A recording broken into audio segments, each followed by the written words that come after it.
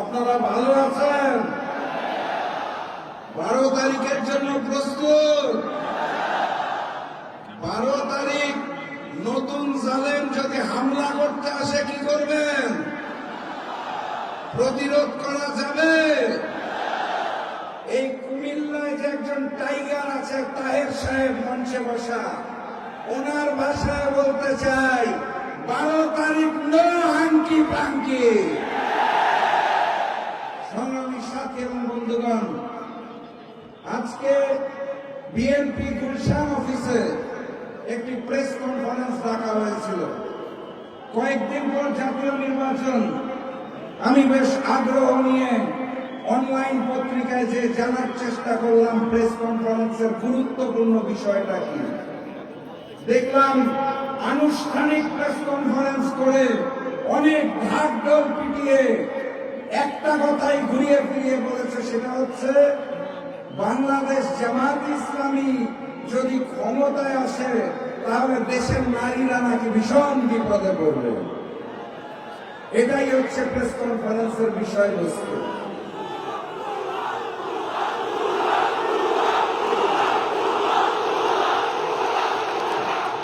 London থেকে এক নতুন মুফতি এসেছে, জানেন নাকি আপনারা? আসার পরে কি কি জানি কার্ড বিলাতে চায়। নারী এবং বোনদেরকে সম্মান দিতে চায়।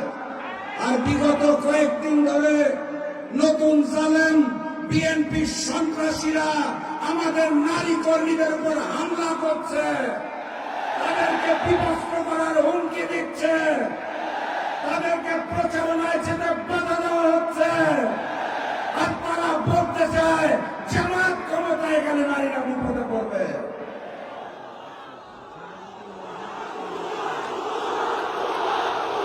কুমিল্লার টাইগার তাহের সাহেবের ভাষায় বলতে চাই নো হাঙ্কি পাঙ্কি।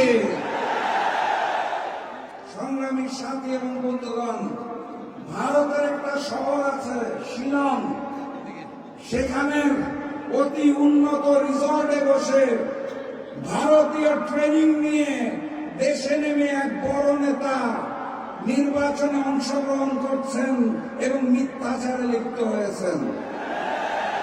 তিনি আজকে তার বক্তব্যে বলেছে 71 সালে যারা সনাতন ধর্মীদের উপর অত্যাচার করত তারা তাদের রূপ পাল্টে নাকি জাতীয় নির্বাচনে অংশগ্রহণ করছে।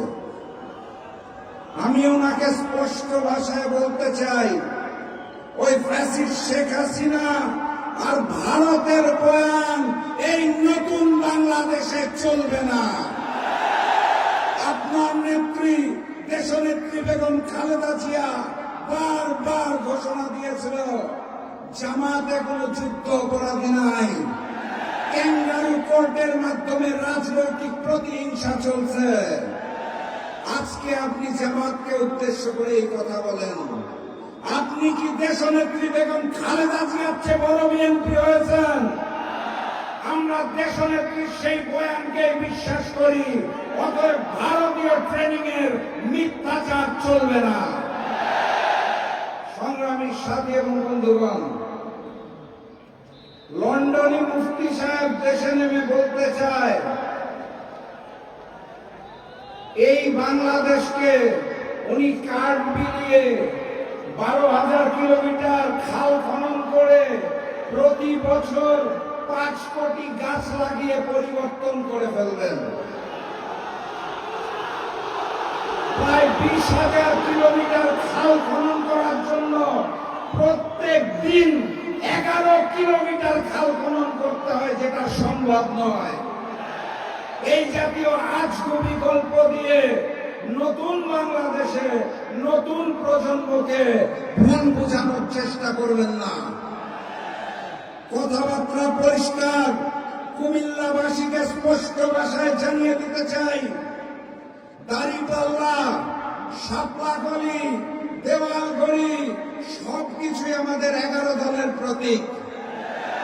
আগামী 12 তারিখ 11 দলের প্রতীকে সিল দিয়ে প্রত্যেকটি আসনে জয়যুক্ত করে আগামীর প্রধানমন্ত্রী ডাক্তার শফিক রহমানকে উপহার দিতে হবে।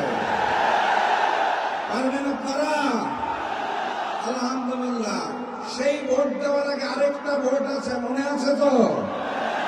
গণভোটে গণভোটে গণভোটে আপনারা কুমিল্লাবাসী খুব ভাগ্যবান।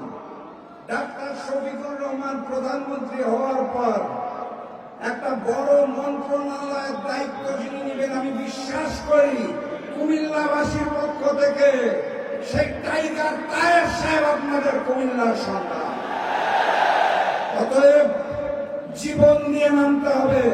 11 তারিখ রাত থেকে প্রত্যেকটা ভোট কেন্দ্র পাহারা দিবেন।